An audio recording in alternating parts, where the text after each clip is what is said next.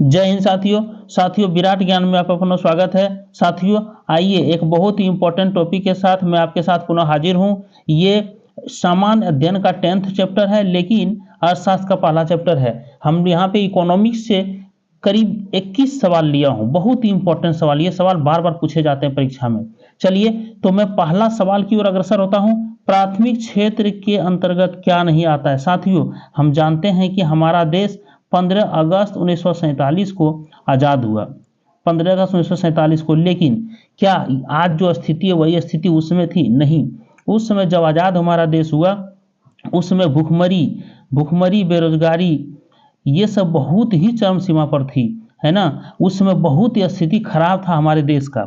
लेकिन हमारे देश के स्वतंत्रता सेनानियों ने, जो महान नेता, ग्रेटेस्ट लीडर जो उस समय थे, उन्होंने हमारे देश को स्वतंत्रता प्राप्ति के बाद इस प्रकार से ढालना शुरू किया कि देश की स्थिति में सुधार हो, यहाँ की जो बेरोजगारी की स्थिति है, भुखमरी की स्थिति, उसमें सुधार हो। उसके लिए सरकार ने बहुत बड़े कदम उस समय उठाए।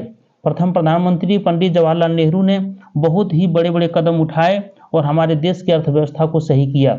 उसी के संदर्भ में साथियों आज हम देखने वाले हैं, क्योंकि भारत को सोने की चिड़िया कहा जाता था, लेकिन करीब 200 वर्षों तक अंग्रेजों ने जो शासन किया हमारे देश पर, देश को रसातल में ले गया। यहाँ की बेरोजगारी, भुखमरी, गरीबी चरम पर ला दी, और तब हमें 15 अगस्त 1947 को हमें आज़ादी मिली। चलिए संघर्ष के बाद ये काम हुआ था, लेकिन फिर भी हमारे देश के नेताओं ने जो काम किया वह काम बहुत ही सराहनीय रहा, और आज हमारी स्थिति बहुत ही सुधरी हुई है। चलिए पहला सवाल है साथियों, यहाँ पे दिया है प्राथमिक क्षेत्र के अंतर्गत क्या नहीं आता है, कौन सा क्षेत्र नहीं आता है। साथियों हम जानते हैं कि जब आप किसी भी गरीबी या भुखमरी की स्थिति से गुजरते हैं तो स्थिति को सुधारने के लिए बहुत बड़े कदम उठाए जाते हैं, और अर्थव्यवस्था की संरचना का मतलब ही है विभिन्न उत्पादन क्षेत्रों में इसका विभाजन से है, विभाजन करना। जैसे हमारे देश में जो अर्थव्यवस्था में सुधार लाने की जो क्षेत्र है, वो हम क्षेत्र क्या, कृषि, बैंक, पोस्ट ऑफिस, बीमा, परिवहन, संचार, यही सब साथी, ये सब जो क्षेत्र हैं, इसी से विकास हमारे देश की होती है। तो यहाँ पे हमारे देश की स्थिति में सुधार लाने के लिए जो उस समय व्यवस्था की गई थी, कि कितने क्षेत्रों की व्यवस्था की गई थी? 3 क्षेत्र थे, प्राथमिक, द्वितीयक और तृतीयक। साथियों प्राथमिक के अंतर्गत हम जानते हैं सबसे प्रथम स्थान किसका रखा गया था? कृषि का। कृषि, पशुपालन, वन, मछली पालन। साथियों इसे प्राथमिक क्षेत्र के अंतर्गत रखा गया था। द्वितीयक में रखा गया था उद्योग, निर्माण, जैसे घर उर बनाना, निर्माण, गैस एवं बिजली। साथियों ये दूसरे स्थिति में रखा, द्वितीय क्षेत्र था ये। और तृतीय क्षेत्र में था बैंक, परिवहन, संचार, व्यापार एवं जो अन्य और सेवा, जो इन तीनों में नहीं है, इसमें भी नहीं है, द्वितीयक में भी नहीं है और तृतीयक में भी नहीं है, वो अन्य भी तृतीयक में जो लिखित नहीं है, वो सारी सेवाएं अन्य तृतीयक में डाले गए थे। तो साथियों यहाँ पूछा जा रहा है, इसको गौर कर लीजिए, प्राथमिक में क्या क्या है? कृषि, पशुपालन, वन, मछली पालन। द्वितीयक में क्या है? उद्योग, निर्माण, गैस एवं बिजली। तृतीयक में क्या है? बैंक, परिवहन, संचार, है ना, ये व्यापार, ये सब तृतीयक में है। बैंक जितने भी आ गई, LIC वगैरह, पोस्ट ऑफिस वगैरह, सब यही तृतीयक में आ गई। तो चलिए यहाँ पूछा जा रहा है कौन प्राथमिक क्षेत्र में नहीं आता है। तो कृषि तो आ रहा है, देखिए, पशुपालन भी आ रहा है, वन और मछली पालन भी आ रहा है, उद्योग नहीं आ रहा। उद्योग क्या है? द्वितीयक के है, द्वितीयक का है ये। चलिए तो इसीलिए ऑप्शन डी को आप लॉक कर दीजिए, ऑप्शन डी आपका बिल्कुल करेक्ट है। साथियों ये सब सवाल पूछा जाता है, बार बार एग्जाम में आते हैं। अगला सवाल है साथियों, देखिए यहाँ पूछ रहा है द्वितीयक क्षेत्र के अंतर्गत कौन कौन क्षेत्र नहीं आता। साथियों द्वितीयक में क्या था? उद्योग तो था, निर्माण था, गैस एवं बिजली था, अर्थात ये सभी हो जाएगा। ऑप्शन डी आपका बिल्कुल करेक्ट है ना। इसको दिमाग में बैठा लीजिए, कृषि, मछली पालन, है ना। पशुपालन ये सब, वन और मछली पालन ये सब प्राथमिक में था। उद्योग, निर्माण, गैस एवं बिजली द्वितीयक में था। बैंक, परिवहन, संचार, व्यापार और अन्य सेवाएं तृतीयक में था। इसीलिए सभी हो जाएगा, यहाँ द्वितीयक में सभी आते हैं। चलिए चलिए साथियों, बहुत ही टॉपिक इंपॉर्टेंट है। तृतीयक क्षेत्र के अंतर्गत कौन नहीं आते हैं? देखिए, तृतीयक में बैंक आ रहा है, परिवहन आ रहा है, संचार भी आ रहा है, व्यापार भी आ रहा है, अन्य सेवाएं भी आ रहा है, अर्थात सभी हो जाएगा। यहाँ सभी तृतीयक में ये टोटल आते हैं। ठीक है, चलिए चलिए साथियों, देख लेते हैं कितना अच्छा है।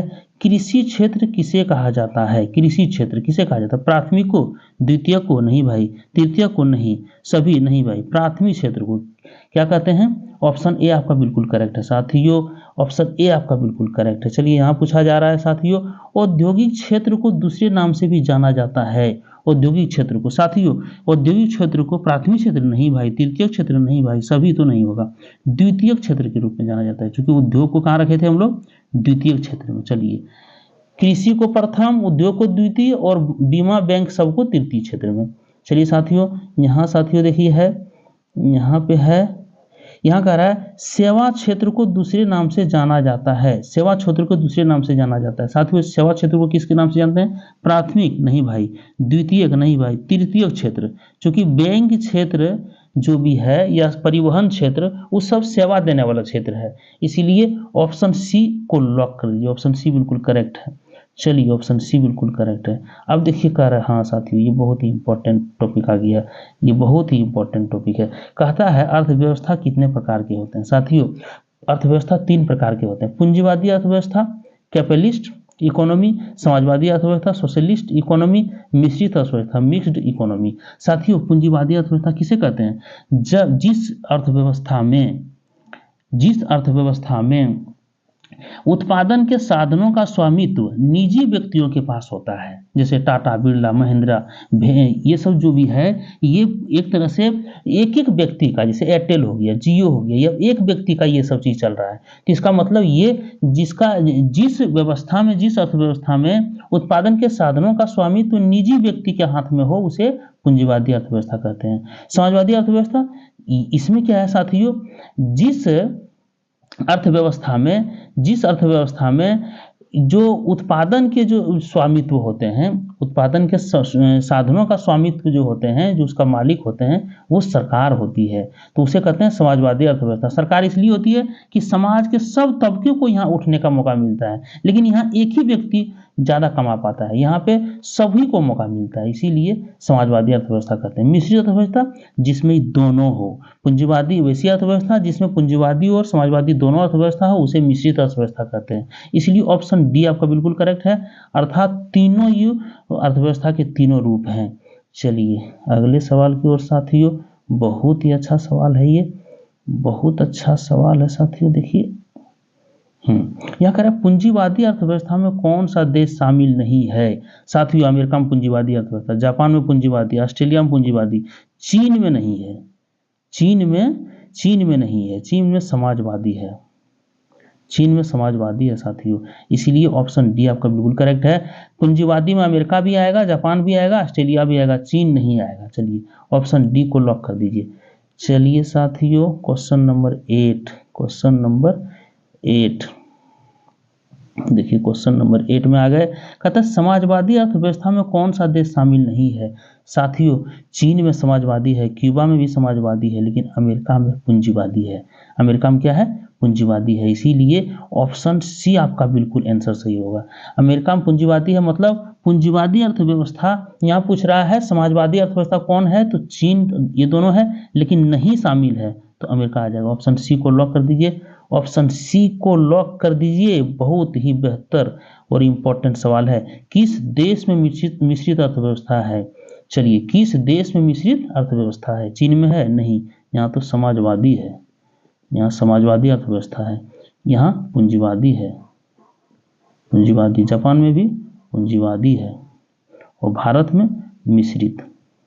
हाँ साथियों, तो इटी गौर करें कि मिश्रित अर्थव्यवस्था किसे कहते हैं? जिसमें दोनों शामिल हो। देखते हैं भारत में क्या है, यहाँ पे भेल भी है, सेल भी है, जो कि सरकार द्वारा संचालित भी है, लेकिन कुछ ऐसे भी हैं जैसे जियो है ना, फिर आपका टाटा, बिरला, ये सब क्या है? एक व्यक्ति का है है ना, धीरूभाई अंबानी का है, कुछ मुकेश अंबानी का है ना, कुछ जी अजीम जी प्रेम जी का है। तो यहाँ पे दोनों प्रकार की व्यवस्था है, यहाँ दोनों प्रकार की व्यवस्था है। जिसके रेल, तो रेल पूर्ण सरकारी था, लेकिन अब कुछ प्राइवेट भी हो रही है।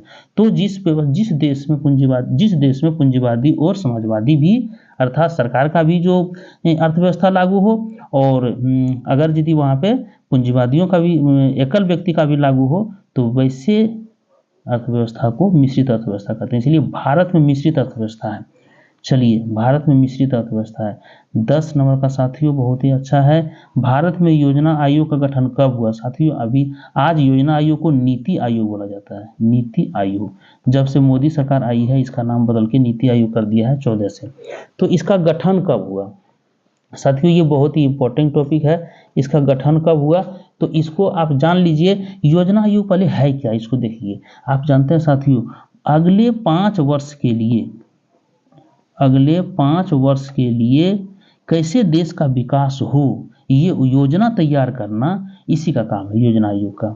किस प्रकार से, किस क्षेत्र में गड़बड़ी चल रही है? कृषि क्षेत्र में गड़बड़ी, तो चलिए कृषि क्षेत्र में ज़्यादा हम इन्वेस्टमेंट करेंगे और कृषि क्षेत्र में बदलाव लाएंगे। क्या सेवा क्षेत्र में गड़बड़ी, तो चलिए बैंकिंग और LIC क्षेत्र में, बीमा क्षेत्र में इन्वेस्टमेंट करेंगे। तो ये नीति आयोग या योजना आयोग का काम है, और यही इसका जो है सो करती है, ये प्लान बनाती है। इसीलिए बहुत ही जरूरी ये चीज़ है कि योजना आयोग का गठन होना। और योजना आयोग का गठन सरकार कब की है, इसके बारे में जानना है। क्योंकि हमारा देश 15 अगस्त को आज़ाद हुआ, उसके बाद योजना आयोग का गठन 1947 को हुआ। तो योजना आयोग का गठन जो है 15 अगस्त 1947 को आज़ाद हुआ। योजना का गठन कब हुआ? 15 फरवरी 1950 को नहीं भाई, 10 मार्च 1954 को नहीं, 15 मार्च 1950 को। 15 मार्च 1950 को योजना आयोग का गठन हो गया। और योजना आयोग का गठन, अब बहुत बड़ा चीज़ है कि योजना आयोग का पदेन अध्यक्ष कौन होता है? जिसे गठन हो गया, जो भी प्रधानमंत्री बनेंगे वही पदेन अध्यक्ष होंगे। जो प्रधानमंत्री बनेंगे वही पदेन अध्यक्ष इसका होंगे। और उपाध्यक्ष की देख रेख में इसकी कार्यभार होती है। और उपाध्यक्ष को सहयोग करने के लिए 8 सदस्य होते हैं, 8 सदस्य होते हैं। चलिए, तो उसमें हमारे जब लागू हुए ये 15 मार्च 1950 को, तो पदेन अध्यक्ष इनका कौन हुए? प्रधानमंत्री, तत्कालीन प्रधानमंत्री श्री जवाहरलाल नेहरू, पंडित जवाहरलाल नेहरू इसके पदेन अध्यक्ष थे। और बाद में फिर जो सरकार बदली, अभी पदेन अध्यक्ष प्रधानमंत्री मोदी जी हैं, क्योंकि अभी नीति आयोग है, योजना आयोग के नाम से नहीं है। चलिए अगले सवाल की ओर चलते हैं साथियों।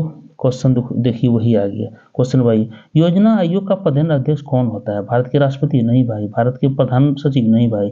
भारत के प्रधानमंत्री, यही पदेन अध्यक्ष होते हैं। ऑप्शन सी को लॉक कर दीजिए। चलिए, और 12 नंबर का सवाल देखिए साथियों, बहुत ही इंपॉर्टेंट है ये। हमारे देश में पहली पंचवर्षीय योजना कब लागू हुई? साथियों, चूंकि जानते हैं कि जब देश की स्थिति की चरमराहट को देखा, तो हमारे जो ग्रेटेस्ट लीडर थे, फ्रीडम फाइटर्स थे, उन्होंने विचार किया कि नहीं, देश में प्रत्येक 5 वर्ष में एक योजना लाई जाए, प्रत्येक 5 वर्ष में एक योजना लाई जाए। और योजना तैयार कौन करेंगे? तो योजना आयोग करेंगे। और उसकी जो देख रेख होगी वो कौन करेगी? तो वो राष्ट्रीय विकास परिषद होगी, राष्ट्रीय विकास परिषद, राष्ट्रीय विकास परिषद होगी। और ये राष्ट्रीय विकास परिषद क्या करेंगे? जो योजना लाई जाएगी योजना आयोग के द्वारा, उसे अप्रूव करेंगे। अप्रूव करने का काम किनका होगा? राष्ट्रीय विकास परिषद का। इसको NDC बोलते हैं साथियों, NDC, नेशनल डेवलपमेंट काउंसिल। तो यहाँ पे है क्या कि सरकार जब देखेगी कृषि क्षेत्र में गड़बड़ी है, तो कृषि क्षेत्र में चूंकि उस समय करीब 70% लोग कृषि में लगे हुए थे, तो कौन सी प्लान सरकार लाई कि प्रत्येक 5 वर्ष के लिए एक योजना लाइए और उस योजना के आधार पर देश का विकास हो। तो सबसे पहली योजना जो आई वो पंचवर्षीय योजना आई, पंचवर्षीय, 5 वर्ष के लिए, इसलिए पंचवर्षीय योजना। और ये कब लाया गया? तो 1951 से 56, 1956 से 61, 1985 से 90 नहीं, 1951 से 56 पहली बार, 1951 से 56 कब लागू होगा पंचवर्षीय योजना? 1951 से 56। चलिए 5 वर्ष के लिए। चलिए साथियों आगे बढ़ते हैं। फिर यहाँ कहा जा रहा है कहा जा रहा है हमारे देश में राष्ट्रीय विकास परिषद का गठन कब हुआ। राष्ट्रीय विकास परिषद का गठन कब हुआ साथियों? 7 जनवरी 1950 को नहीं, 4 फरवरी 1950 को नहीं, 6 अगस्त 1952 को। देखिए योजना आयोग का गठन हुआ था 1950 में, 15 मार्च 1950 में, और 6 अगस्त 1952 को 2 साल बाद राष्ट्रीय विकास परिषद नेशनल डेवलपमेंट काउंसिल का गठन हुआ, ताकि जो योजना बनेगी उसे ये अप्रूव करे, जांच टीम के द्वारा उसे जांच करके देखे कि वाकई में ये योजना सही है, 5 वर्ष में देश की विकास होगी, तभी उसके अप्रूव करके उसे लागू करे। तो ये विकास परिषद भी बहुत इंपॉर्टेंट चीज़ है, और ये बहुत बहुत बड़ी काउंसिल है, ये परिषद है, और ये विकास परिषद देश की विकास में बहुत बड़ा सहयोग देती है। इसीलिए ऑप्शन सी आपका बिल्कुल सही है। चलिए 14 नंबर के लिए साथियों इसमें कहा जा रहा है पंचवर्षीय योजना बनाने का कार्य कौन करता है? बस आसान है, योजना आयोग करता है। अभी तुरंत हम लोग चर्चा किए थे। योजना अनुमोदन कौन करेगा? राष्ट्रीय विकास परिषद। ये दोनों नहीं दीजिएगा, राष्ट्रीय विकास परिषद अप्रूव करेगा और ये बना के खाका तैयार करेगा। चलिए साथियों, चलिए हाँ अब देखिए आगे हम लोग जगह पर, अब आगे जगह पर कहता है सामान्यतः योजना आयोग के कामकाज की देखभाल किसकी देखरेख में होता है? जो काम का योजना आयोग को होता है वो किसकी देश में? राज्य के मुख्यमंत्री? नहीं भाई। सुप्रीम कोर्ट के चीफ जज? नहीं। योजना आयोग के उपाध्यक्ष, साथियों चर्चा किए थे ना कि योजना आयोग का पदेन अध्यक्ष कौन होता है? प्रधानमंत्री। जो भी प्रधानमंत्री जब बनेंगे तो वही उसका पदेन अध्यक्ष बनेंगे, और उसके बाद उसमें एक उपाध्यक्ष होगा। उपाध्यक्ष मनमोहन सिंह के समय में मोंटेक सिंह आहलूवालिया थे, और इधर फिर बदलते जाते हैं, जब जब जो आते हैं वही बदलते जाते हैं। तो योजना आयोग के उपाध्यक्ष जो उसकी देख रेख में ये काम होती है, जिसको सहयोग करने के लिए 8 सदस्य होते हैं, 8 सदस्य। चलिए बहुत ही अच्छा टॉपिक ये। अब देखिए साथियों, हाँ यही क्वेश्चन जो बताए वही कर रहा है। योजना आयोग काम की देख रेख में उपाध्यक्ष की सहायता करने के लिए आयोग के कितने सदस्य शामिल होते हैं? तो ये 8 हो जाएगा, जो अभी चर्चा कर रहे थे। 8 सदस्य शामिल होते हैं, ऑप्शन ए लगा दीजिए। चलिए अब 17 नंबर साथियों, 17 नंबर साथियों बहुत ही अच्छा है। राष्ट्रीय विकास परिषद के पदेन सदस्य कौन होते हैं?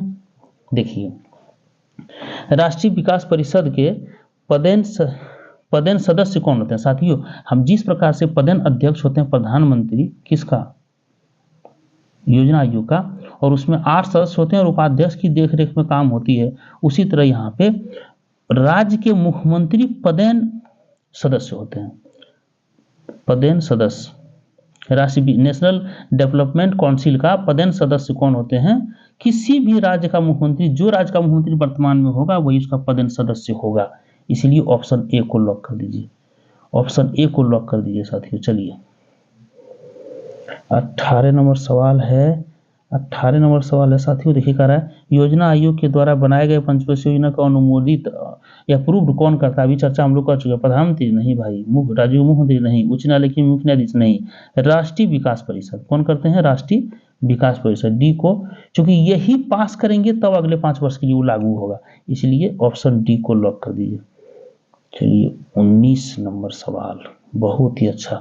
वैसी अर्थव्यवस्था जिसमें उत्पादन के साधनों का स्वामित्व निजी व्यक्तियों के पास होता है कहलाता है।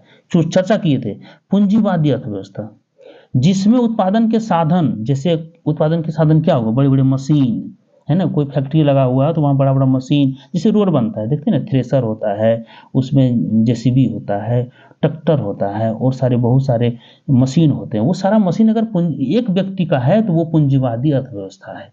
इसीलिए यहाँ भी वही कह रहा है कि निजी व्यक्तियों के पास अगर हो वो सारे उत्पादन के साधन, तो निश्चित है वो पूंजीवादी अर्थव्यवस्था, अर्थात ऑप्शन ए को लॉक कर दीजिए। चलिए साथियों ये देखिए, ये सवाल आपका वैसी अर्थव्यवस्था जिसमें उत्पादन के साधनों का स्वामित्व एवं संचालन देश की सरकार के पास होता है कहलाता है। देखिए वो कहलाता है समाजवादी अर्थव्यवस्था। का है जानते हैं साथियों? इसमें सरकार के पास जब रहती है तो देश की जनता, जो जनता है, जनता के सभी तबके का ध्यान इसमें रखा जाता है। लेकिन पूंजीवादी में क्या है? वो सिर्फ दोहन किया जाता है, वो दूह करके और दोहन करके कमाता है। लेकिन यहाँ सरकार क्या करती है? जनता पर ध्यान रखती है। गरीब, अमीर, अशिक्षित, बेरोजगार, कमजोर वर्ग है ना, सबों पर ये ध्यान देती है। इसलिए समाजवादी, समाज को लेकर चलने वाला, इसलिए समाजवादी अर्थव्यवस्था कहलाता है। ऑप्शन सी को आप लॉक कर दीजिए। इसलिए लास्ट क्वेश्चन साथियों, बहुत ही इंपॉर्टेंट ये टॉपिक था। लास्ट क्वेश्चन इसका आ गया, वह अर्थव्यवस्था जिसमें पूंजीवादी अर्थव्यवस्था में समाजवादी अर्थव्यवस्था दोनों मिश्रित होता है, मिश्रण होता कहलाता है, ये तो मिश्रित अर्थव्यवस्था कहलाता है साथियों, मिश्रित अर्थव्यवस्था कहलाता है। इसके बारे में भी जानिए साथियों कि ये क्यों इसको मिश्रित, चूंकि देखिए भारत एक विकासशील देश है, विकासशील देश है। पता नहीं यहाँ पे ये समाजवादी अर्थव्यवस्था रहता तो बढ़िया रहता, क्या रहता, लेकिन मिश्रित अर्थव्यवस्था से भी यहाँ की गुजर बसर अच्छी हो रही है। क्योंकि यहाँ देखिए दो तरह की व्यवस्था है, एक है स्वामित्व वाली, मतलब कि कोई एक व्यक्ति मालिक है, और फिर दूसरी है सरकार। सरकार जो मालिक है वो सभी तबकों पर ध्यान देती है, और जो सिंगल है ये पूंजीवादी भी यहाँ पे दोनों है, पूंजीवादी भी और समाजवादी भी। तो दोनों तरह से हमारे देश की स्थिति में सुधार हो ही रहा है। इसीलिए चूंकि 70 वर्ष में, अब 75 वर्ष जितना भी हो रहा है स्वतंत्रता प्राप्ति के बाद, देश अच्छा विकास किया है। क्योंकि हम देख रहे हैं कि दोनों यहाँ पे पूंजीवादी और समाजवादी दोनों अर्थव्यवस्था यहाँ है, देश विकास की ओर अग्रसर है। इसीलिए हम मानते हैं कि सब कुछ ठीक हो रहा है।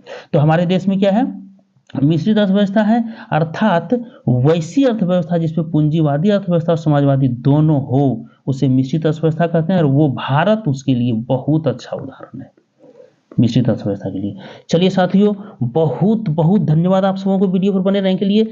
आप हमारे टेस्ट में शामिल होइए। टेस्ट शाम 7:40 पर होती है PM में। टेलीग्राम का और व्हाट्सएप का लिंक हम दे दिए हैं इस वीडियो के डिस्क्रिप्शन सेक्शन में, सभी वीडियो में व्हाट्सएप का भी लिंक हम दे दिए हैं। देखिए और हमारे चैनल के साथ जुड़िए। पहली बार हैं तो चैनल को लाइक, सब्सक्राइब और शेयर करना मत भूलिएगा। अपने दोस्तों के साथ शेयर कर दीजिए। प्रत्येक दिन में संक्षिप्तम परीक्षा, ये बहुत ही इंपॉर्टेंट टॉपिक लेकर के परीक्षा के लिए आता हूँ। संक्षिप्तम परीक्षा जो हम लोग देने वाले हैं उसका भी बहुत इंपॉर्टेंट ये टॉपिक है। चलिए बहुत बहुत धन्यवाद साथियों नए वीडियो के लिए। जय हिंद साथियों, जय भारत।